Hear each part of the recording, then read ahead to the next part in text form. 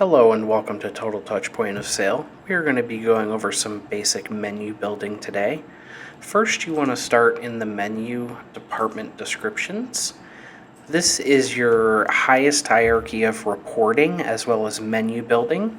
So for this demo I have food and drinks. You can also enable this check mark to have negative departments. This will report negative sales to your department for purposes of coupons or rewards. Next, you want to go to report groups. This will further break down your reporting as well as your grouping for menus. So I had food and drinks, and I broke it down into apps, entrees, desserts, beer, wine, and soda. So now that we have those, we can go into menu item in order to create our items. Before we go to our menu item, we need to go into our menu group descriptions.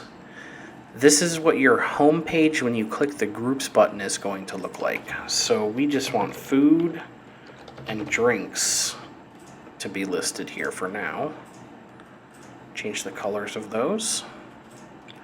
Then we can go to our menu item. And this screen that you see here is the menu group. So this is the drinks group. This is the food group. They're both blank because we have 0 items. So I'm going to start with an entree. So I'm going to change to food, entree. And I'm going to make a hamburger.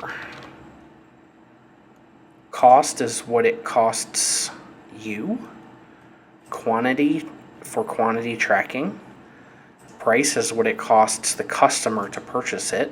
So our hamburger in this demo is going to cost $5. Points is for customer database loyalty tracking. Lots of other options here, which we'll go over at another time. This is where you set up your remote printers. We'll go over those in a future video. So to save this, I'm just going to click the hamburger button right there, and that's a new item button. And that's going to save all of my settings that I have made for the previous item. So now I can just quickly add another item in the same menu group, same department, same report group. This is just going to be 50 cents more because it's a cheeseburger instead of a hamburger. And maybe we want some mozzarella sticks, but we want to change that to apps. We want to make that $3.50. And then maybe we'll want a drink. So I'll throw a Dr. Pepper in here. That's going to be on drinks, and soda. $2 is fine. So now we have a few items, but they're not on our menu yet. They're just in our database. We can assign the items here. We can also assign the items in this menu config via the Assign Items button. This is going to show you your group.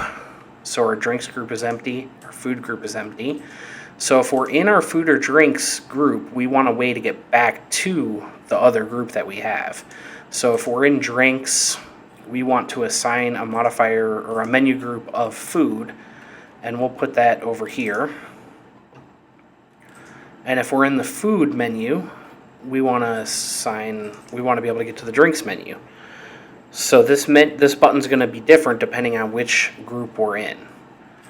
So I'm going to go back to our menu. I'll assign the items in there.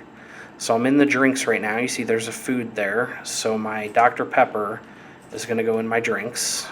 I'll make that brown. And then I'm going to click the button to save. I'm going to go to cheeseburger, and you see my screen changed down here. It went to food. So I'm going to assign my cheeseburger here, my hamburger here, and my mozzarella sticks over here. I'm going to change some colors, make it a little pretty. So now we can hop over to the point of sale system and see what that looks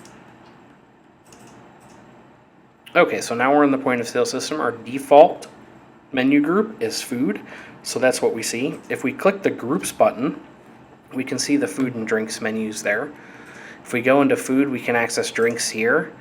Here's our drinks. If we click food again, we can access our food.